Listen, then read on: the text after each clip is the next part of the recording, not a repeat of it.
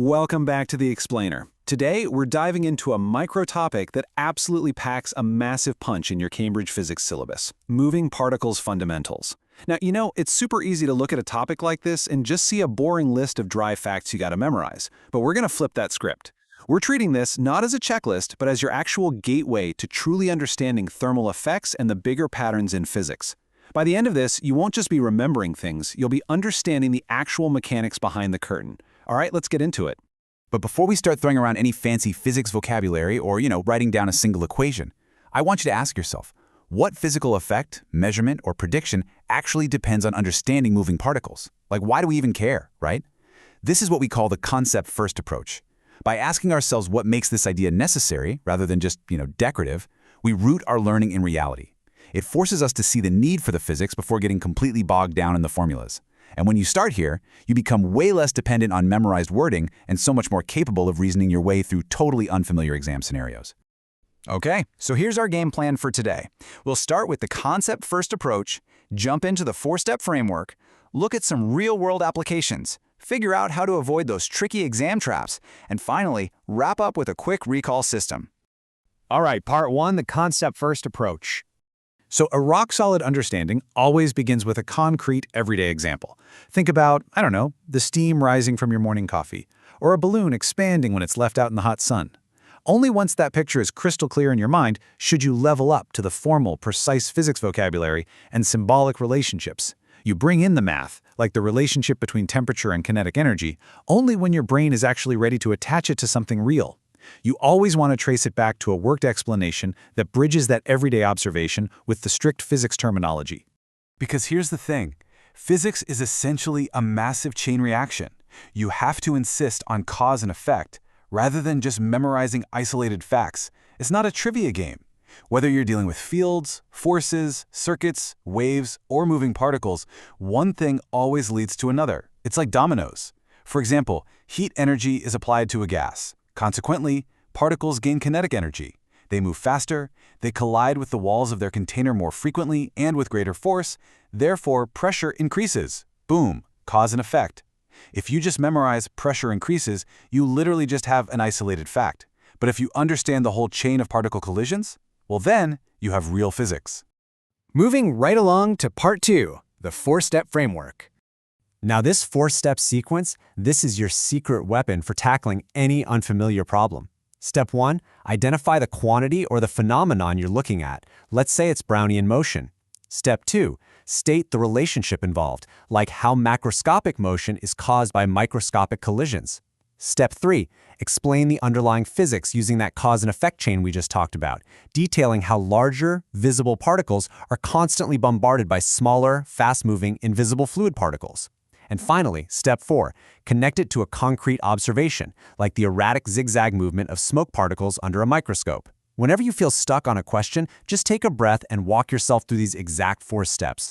Because top-tier answers show both understanding and application. You absolutely have to bridge that gap.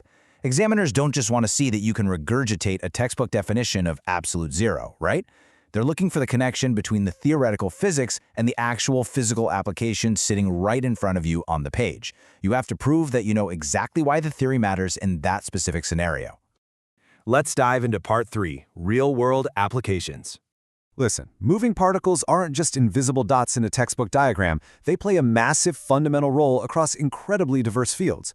Whether you're analyzing the pressure inside an airplane cabin for transport, designing cooling mechanisms in energy systems, studying how sound waves propagate through a medium in communications, or even measuring the behavior of stellar gas clouds in astronomy, understanding how particles move and interact is literally the key to all of it. Making these abstract concepts feel intensely relevant is honestly the best way to cement them in your memory for good. Which brings us to the rule of one. No matter what specific microtopic in physics you're studying, you must always be able to name at least one real situation where the physics helps predict or improve outcomes. For instance, knowing how kinetic theory explains why car tires heat up and increase in pressure during a long drive on the highway.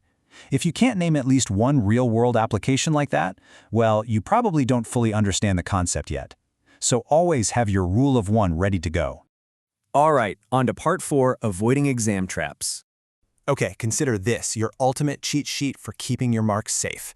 Have you ever written down a correct formula but still lost points? Yeah, it's the worst. That's because writing a formula without explaining the variables is a classic trap. The safest method here, start with a clear definition. Trap number 2, quoting a process without linking it to a physical effect. The fix for this is to clearly state the relationship. And finally, giving an example without showing why it actually follows from the physics. The safest counter for this one is providing a full explanation and application. You've got to stop losing easy points by assuming the examiner knows what you mean. Spell it out for them. Really, avoiding these traps just means refusing to rely on memorized wording. You have to keep every single micro-topic tightly connected to core reasoning.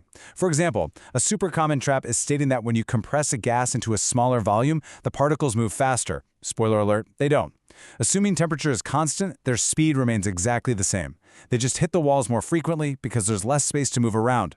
If you just write down words you memorized without understanding that actual physical mechanism, an unfamiliar scenario is going to trip you up immediately. Rely on reasoning, guys, not rote memory. And finally, Part 5, the quick recall system. I want you to start running every concept to these 4 revision filters. 1. What is the core idea? 2. What changes physically? 3. What quantity or graph shows it? And 4. Where is it used? Now, if the topic involves graphs, pay special attention to prompt number 3. You need to know exactly what the slope, the area under the line, the direction, or the shape of the curve physically means in the real world. Like, for instance, extrapolating a pressure-temperature graph backwards to find absolute zero. So I'm going to leave you with a final provocative question. Can you answer those 4 prompts aloud right now for moving particles? And I mean it. Don't just think the answers in your head. Speak them into the room. If you can confidently articulate the core idea, the physical changes, the relevant graphs, and a real-world application, then you have truly mastered this topic. I challenge you to test your new knowledge right this very second. Thank you so much for joining me on this explainer, and keep exploring the amazing mechanics of our world.